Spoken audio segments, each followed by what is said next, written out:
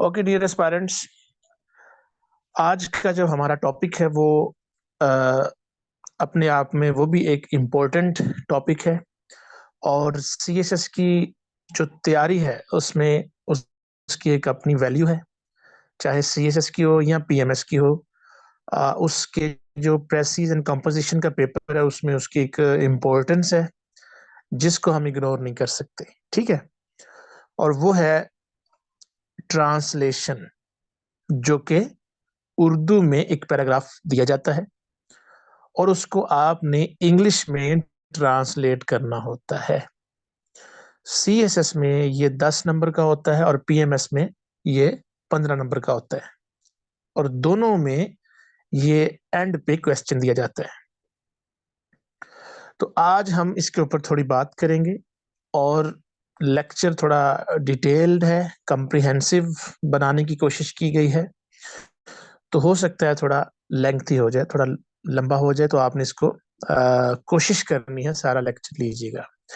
और आज का लेक्चर लेने के बाद मैं ये उम्मीद करता हूँ आपको ट्रांसलेशन के हवाले से बहुत सारी चीजें आपकी क्लियर हो जाएंगी और आपको शायद कोई और लेक्चर लेने की जरूरत ना रहेगी ट्रांसलेशन के ऊपर। ठीक है जी, तो आइए स्टार्ट करते हैं।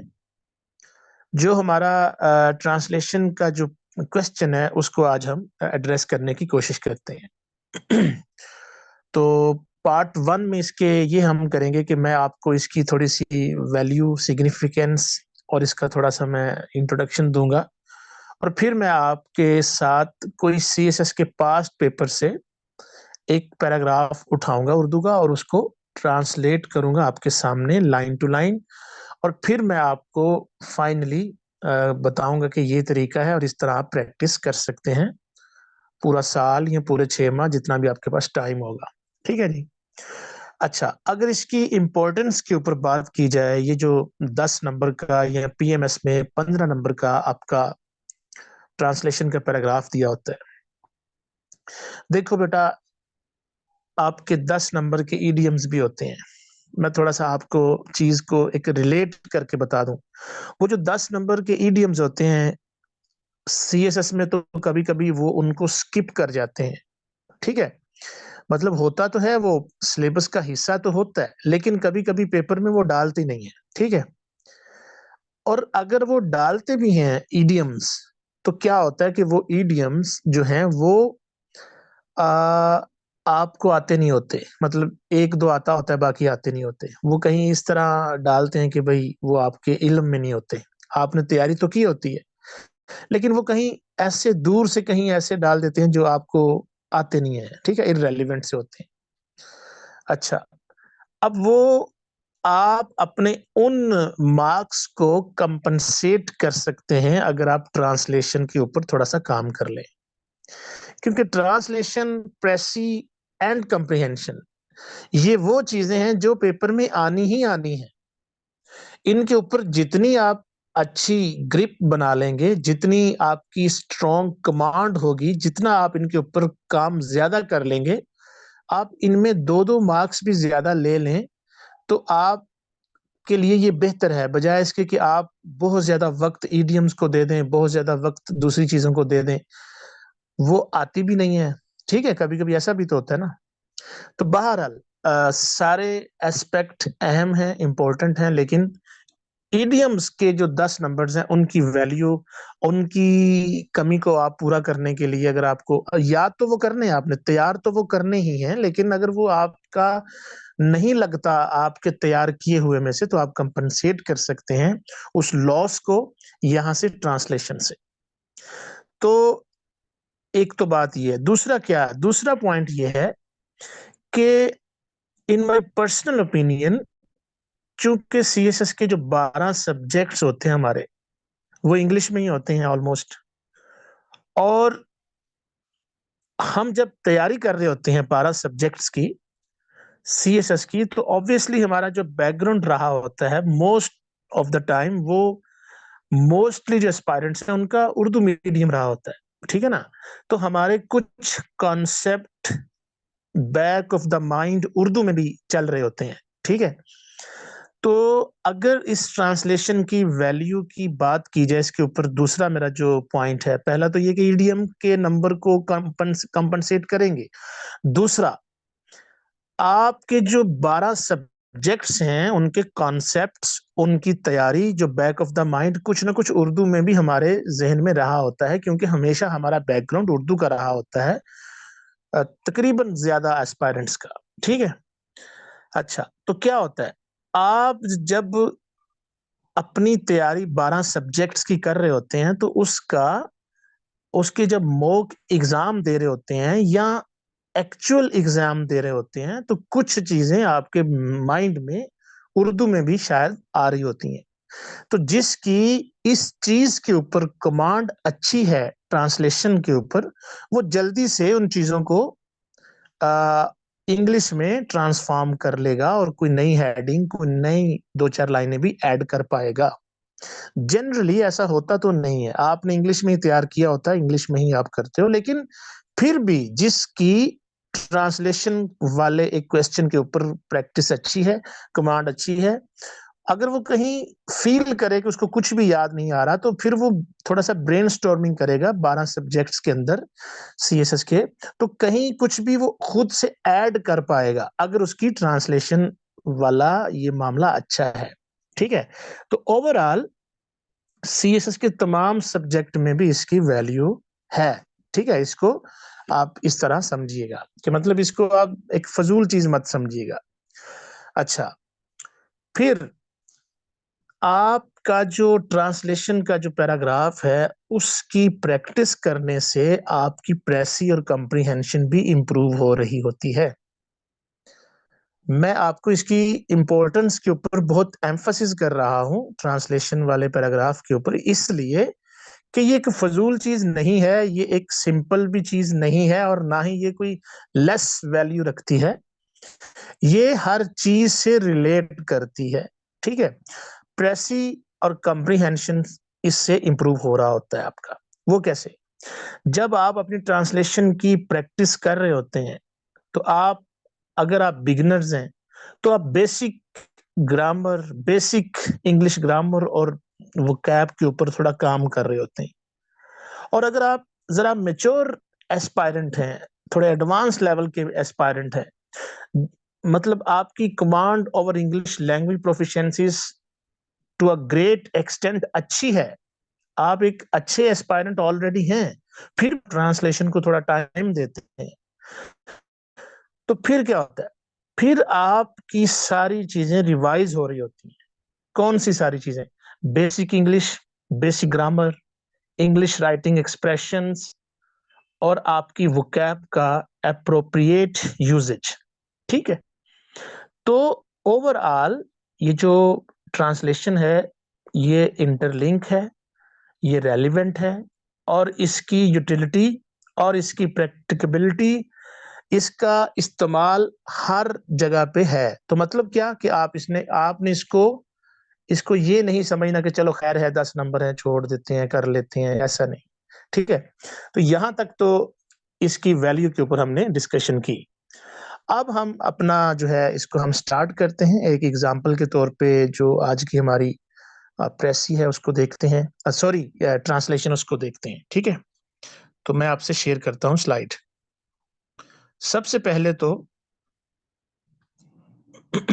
एक चीज आप अपने माइंड में क्लियर कर लें कि ये देखिएगा, सीएसएस में इस तरह आपको स्टेटमेंट दी जाती है।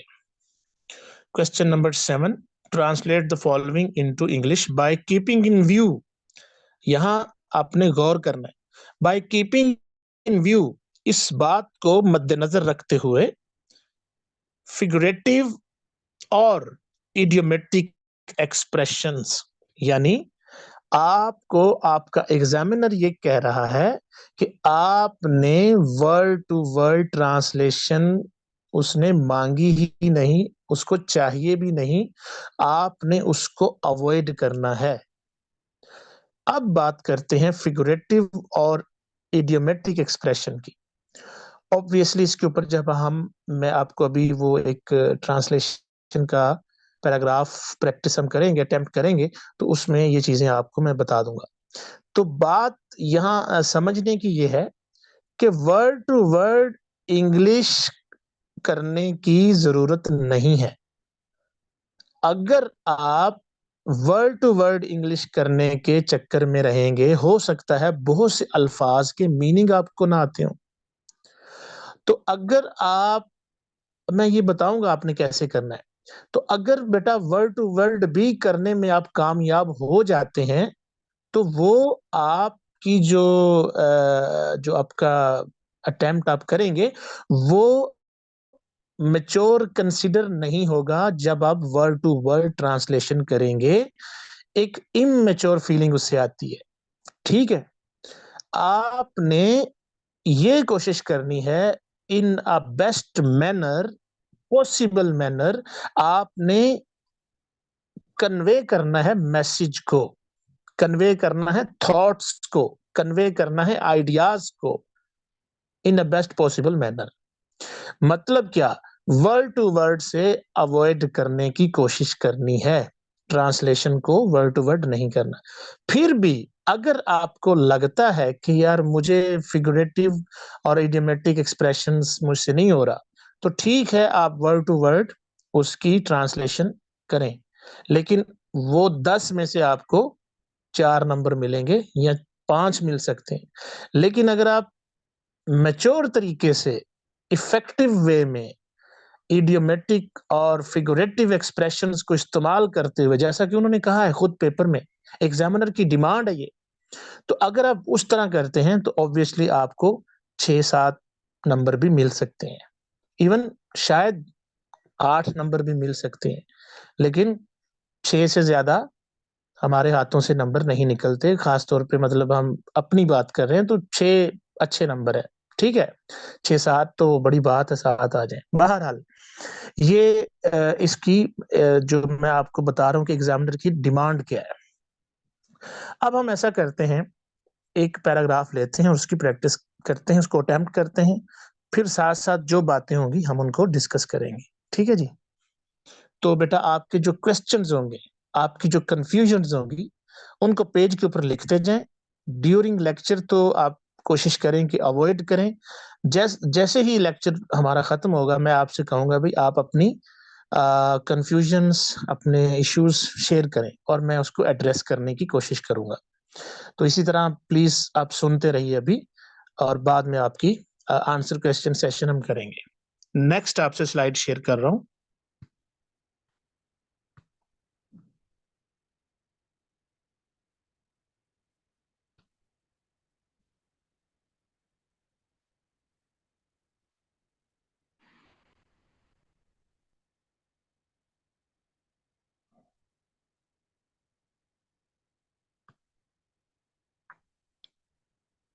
ये बेटा वही ट्रांसलेशन है, क्या आप सबको नजर आ रही है?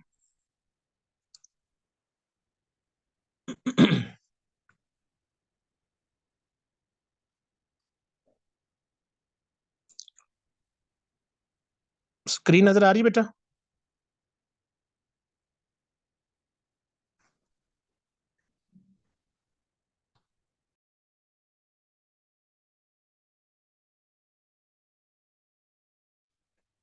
ठीक है बेटा, थैंक यू वेरी मच।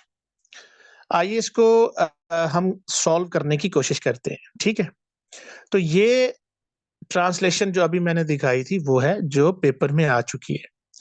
अब बेटा 2-3 काम आपने करने होते हैं। आज का हमारा ये टॉपिक भी था, मैंने जब अनाउंस किया था कि भाई आपने अपने सेंटेंसेस को आइडेंटिफाई करना है। चलें इसको देखते हैं, और हम सेंटेंस टू सेंटेंस थोड़ा सा, इन ऑर्डर टू लर्न, ठीक है, हम इनको सेंटेंस टू सेंटेंस ट्रांसलेट करते हैं। अदरवाइज पेपर में आप एक ही पैराग्राफ में इसको अटेम्प्ट करेंगे, यानी एक एक जुमले को अलग अलग से आपने अटेम्प्ट नहीं करना। पेपर में आपने इसको एक ही पैराग्राफ में सारी इंग्लिश को लिख देना है, चाहे 10 सेंटेंसेस हो, जितने भी हो। तो आपने ऐसे लाइन टू लाइन ब्रेक इसको नहीं करना। हाँ, आप अपनी प्रैक्टिस के लिए पीछे रफ कहीं एक रफ ड्राफ्ट या अपनी एक ब्रेनस्टॉर्मिंग वगैरह के लिए इसको कर सकते हैं। आइए इसको देखते हैं। हर दौर अपने साथ बहुत से ऐसे मामलात भी लेकर आता है जो किसी की पसंद के नहीं होते, मगर इन्हें कबूल करना ही पड़ता है। तो अगर हम गौर करें इस सेंटेंस के ऊपर, तो बेटा हमें सेंटेंस को आइडेंटिफाई करना होगा। जब हम सेंटेंस को आइडेंटिफाई कर पाएंगे तो ही हम उसकी ट्रांसलेशन कर पाएंगे। आइडेंटिफाई मीन्स के टेंस जो है कौन सा इस्तेमाल हो रहा है। इन इन जुमलों के अंदर आपको जो भी लगे कि कौन सा सेंटेंस टेंस इस्तेमाल हो रहा है, कौन सा जमाना है, किस टेंस की बात हो रही है, तो फिर उसके लिहाज से आप इसको ट्रांसलेट करने में भी आपको आसानी होगी। तो आइए इसको देखते हैं। हर दौर अपने साथ बहुत से ऐसे मामलात भी लेकर आता है जो किसी की पसंद के नहीं होते। अच्छा, हर दौर लेकर आता है, तो बेटा हमने पढ़ा कि ता है, ती है, जिसके एंड पे आता है उसको प्रेजेंट टेंस, सिंपल प्रेजेंट कहते हैं। तो मतलब क्या, हम सेंटेंसेस को आइडेंटिफाई करने की कोशिश करते हैं सबसे पहले, ठीक है। तो ये यहाँ लगा मुझे कि आता है यानी ता है, ती है, एक प्रेजेंट सिंपल की बात हो रही है। अच्छा, आगे क्या है? जो किसी की पसंद के नहीं होते मगर इन्हें कबूल करना ही पड़ता है। ये जो करना ही पड़ता है मैंने सर्कल किया हुआ है, ये बेटा एक खास किस्म के सेंटेंसेस होते हैं जब कोई काम मजबूरन हालत मजबूरी में किया जाए, या एक कंपल्शन के तौर पे किया जाए, या आप विलिंग ना हो, आप हैप्पीली वो काम ना करें लेकिन फिर भी आपको करना पड़े, तो ये मेरा बेटा आप इस तरह का जुमला उर्दू में आता है। तो यहां भी तो ऐसा ही है ना, जो किसी की पसंद के नहीं होते वो हालात, वो मामलात, मगर फिर भी इन्हें कबूल करना ही पड़ता है। मतलब मजबूरन, मजबूरन उनको कबूल करना ही पड़ता है। अब हम इसको देखते हैं कैसे इसको हमने सॉल्व करना है, ठीक है।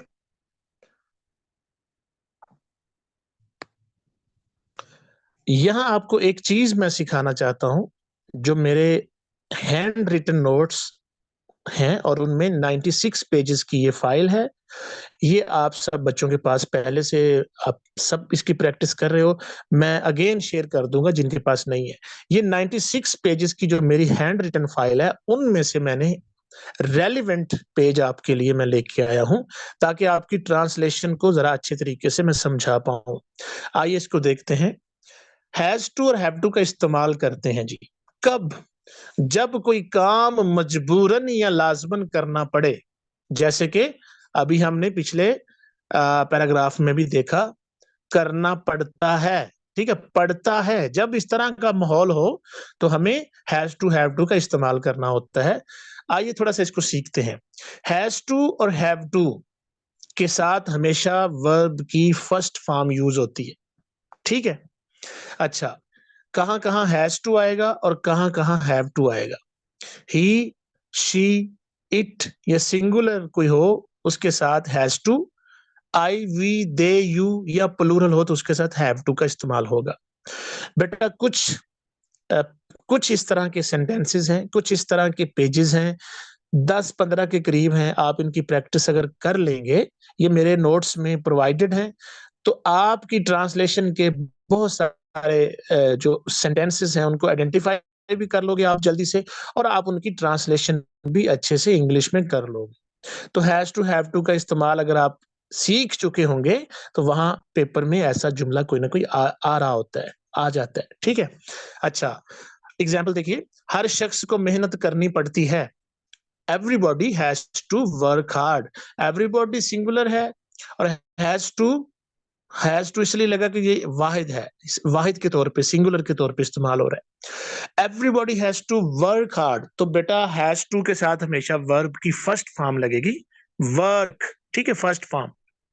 नेक्स्ट, उसे यहाँ 4 बजे तक ठहरना पड़ता है।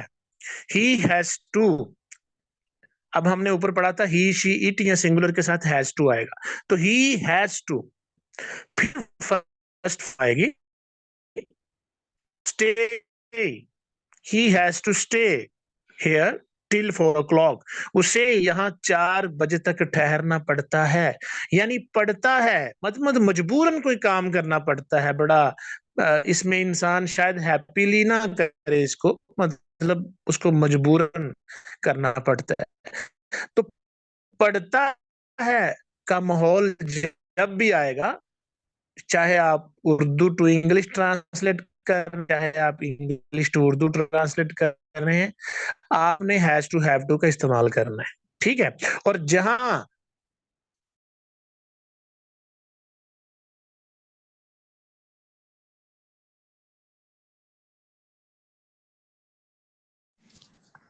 ओके बेटा, थोड़ा नेटवर्क का इशू था, आई एम रियली सॉरी।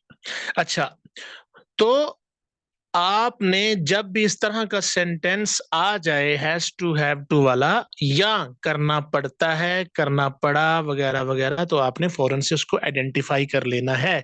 ये है आइडेंटिफाई किस तरह करते हैं अपने सेंटेंसेस को। जिसने आइडेंटिफाई सही कर लिया सेंटेंस को, वो उसकी ट्रांसलेशन भी अच्छे से कर लेगा। तो ये 15 के करीब सेंटेंसेस हैं, इनके ऊपर अपनी कमांड बना लें। जो इनके ऊपर अपनी कमांड बना लेगा, उसका ट्रांसलेशन का मसला हल हो जाएगा। अच्छा, आगे हैड टू, अभी नीचे सबसे हैड टू, ये पास्ट की सेंस में इस्तेमाल होगा। हमें एक मजबूत दुश्मन का सामना करना पड़ा, वी हैड टू, अब हैड टू आएगा, ठीक है। और माजी में, पास्ट में सबके साथ हैड टू आएगा, चाहे वो ही हो, शी हो, या सिंगुलर हो या प्लूरल हो, सबके साथ हैड टू आएगा, ठीक है। और इसके साथ भी वर्ब की फर्स्ट फॉर्म ही आएगी। We had to face a strong enemy, हमें एक मजबूत दुश्मन का सामना करना पड़ा। अब आपको मैंने पहले सेंटेंस को आइडेंटिफाई करने का तरीका बताया है, और साथ ही उसको कैसे इंग्लिश में सीखना है वो भी बता दिया, ठीक है। अब हम दोबारा चलते हैं अपने ओरिजिनल पैराग्राफ की तरफ।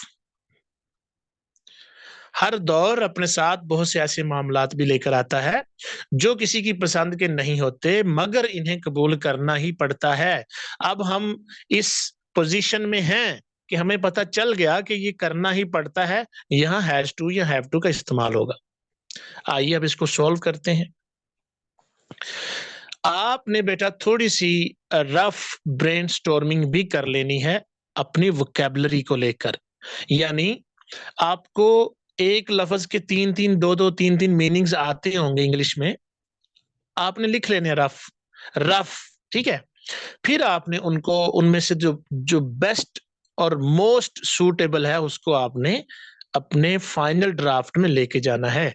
तो ये रफ है, मैं आपको बताता हूं, फिर नीचे मैंने इसको फाइनल भी किया हुआ है। तो आइए इसको हम तरीकाकार देखते हैं।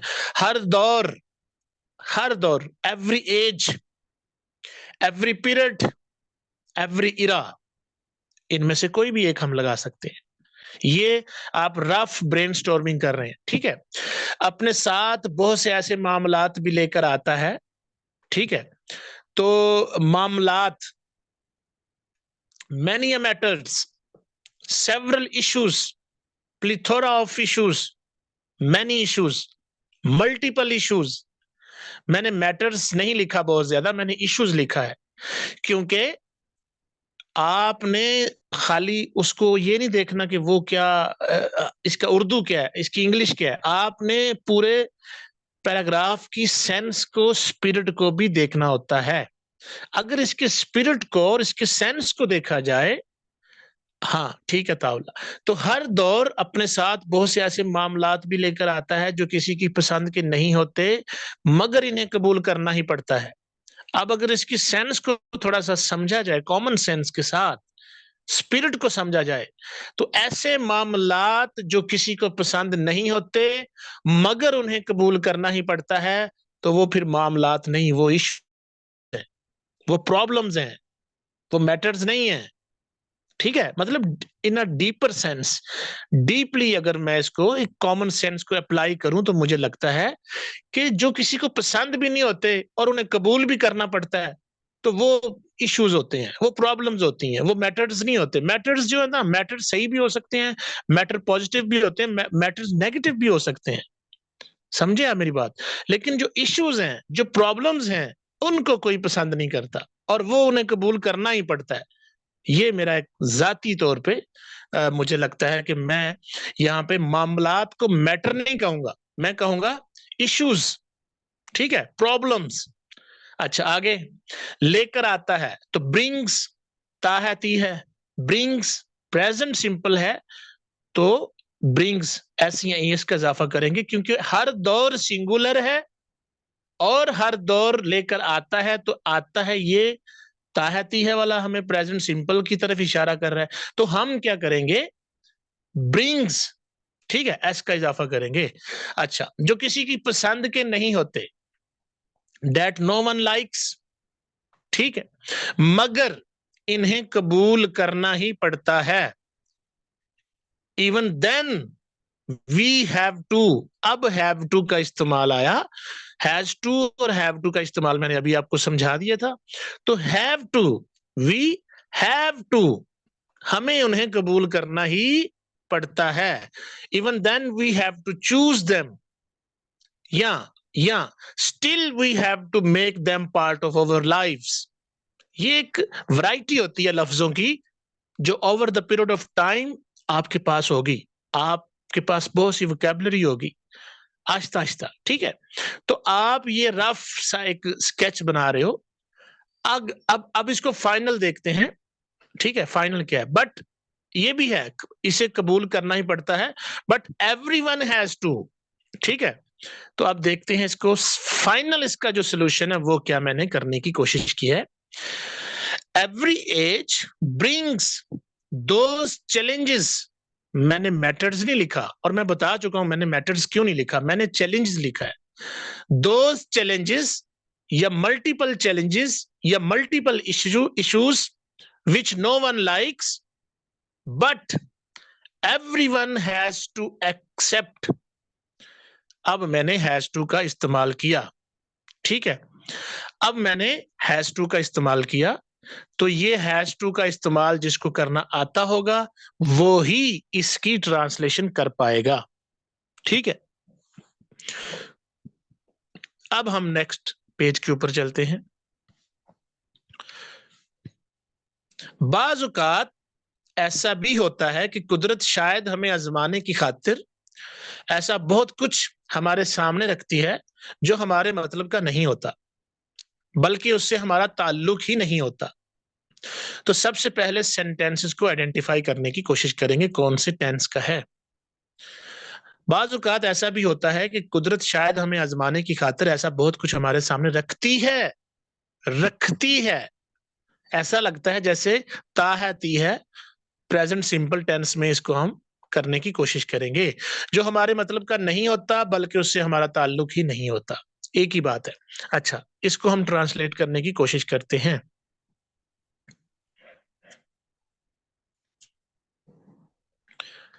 तो यहां एक और चीज मैं आपको बता दूं, बाज़ औक़ात ऐसा भी होता है कि कुदरत शायद हमें आजमाने की खातिर ऐसा बहुत कुछ हमारे सामने रखती है जो हमारे मतलब का नहीं होता बल्कि उससे हमारा ताल्लुक ही नहीं होता।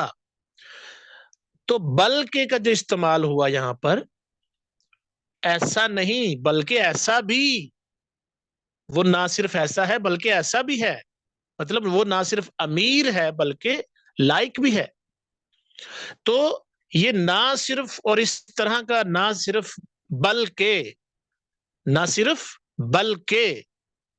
इनका इस्तेमाल भी आपके उर्दू के सेंटेंसेस में आता है, जिसको इंग्लिश में करने के लिए आपको नॉट ओनली बट आल्सो का सहारा लेना पड़ता है।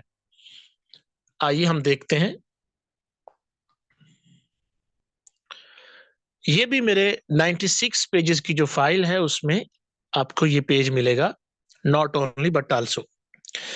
ना सिर्फ ये बात बल्कि ये बात भी मजीद। ठीक है, तो जब ऐसा माहौल होगा, ऐसा सेंटेंस होगा, तो आप नॉट ओनली बट आल्सो का एक्सप्रेशन यूज करेंगे। ठीक है, सिर्फ यही नहीं बल्कि ये भी, तो वो भी हमने अभी पढ़ा, बल्कि उससे हमारा ताल्लुक ही नहीं होता। तो थोड़ा सा आपने ये अपनी कॉमन सेंस से इसको लिंक कर लेना है, not only but also say ये रिलेट हो रहा है। हमारा आखिरी जो जुमला हमने किया था, अभी मैं दोबारा वहां चलूंगा। अच्छा, we can use in any situation, यानी हर जमाने के लिए, हर टेंस के लिए हम नॉट ओनली बट आल्सो का इस्तेमाल कर सकते हैं। और जिस टेंस में नॉट ओनली बट आल्सो दो दो होते हैं ना, मतलब नॉट ओनली एक सेंटेंस और बट आल्सो एक दूसरा सेंटेंस, या एक ही सेंटेंस के दो पार्ट हो सकते हैं। नॉट ओनली एक पार्ट होगा और बट आल्सो एक दूसरा। अब बात जो याद रखने वाली वो ये है कि नॉट ओनली बट आल्सो, जो टेंस आपने नॉट ओनली वाले हिस्से में यूज करना है, सेंटेंस का जो अगला हिस्सा होगा बट आल्सो वाला, उसमें भी आपने सेम टेंस ही इस्तेमाल करना है। आइए इसकी एग्जाम्पल देखते हैं। मैं ना सिर्फ एक उस्ताद हूं बल्कि एक तालिब इल्म भी हूं। I am not only a teacher but also a student. Same tense को इस्तेमाल करने की कोशिश की। अच्छा, next, not only I am preparing for exam, I am preparing यानी आईएनजी का इस्तेमाल हुआ, कंटिन्यूस टेंस का इस्तेमाल हुआ। नॉट ओनली इस हिस्सा में, इस पार्ट में, but also I am giving interview for a job.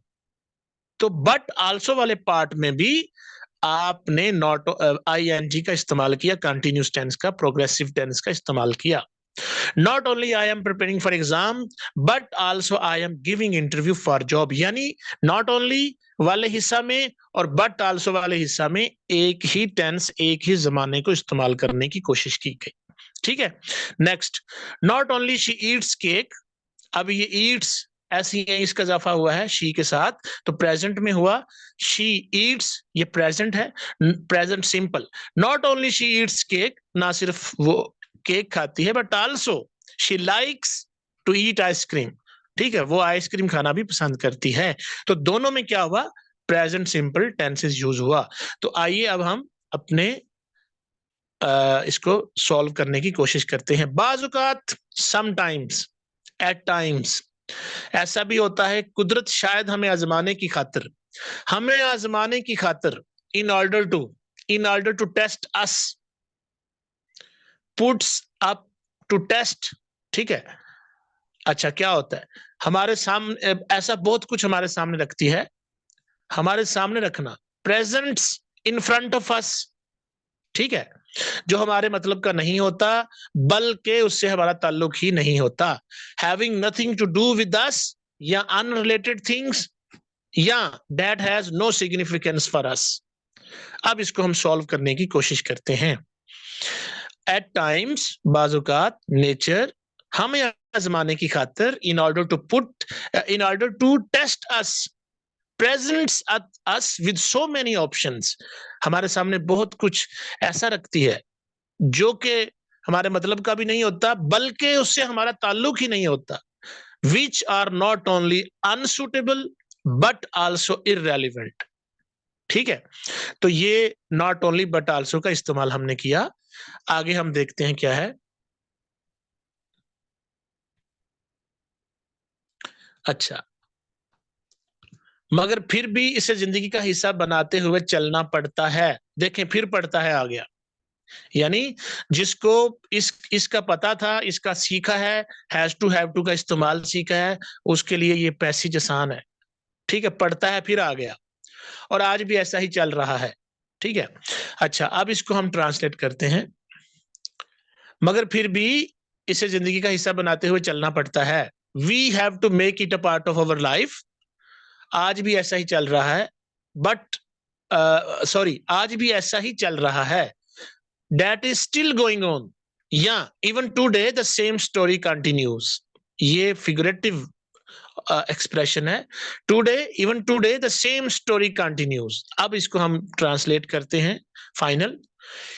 मगर फिर भी, still, yeah, even then, इनमें से एक लगा लें। We have to, अब देखें has to have to का इस्तेमाल हुआ। We have to, हमें इसे जिंदगी का हिस्सा बनाते हुए चलना ही पड़ता है। वी हैव टू, अब हैव टू का इस्तेमाल फिर से आ गया।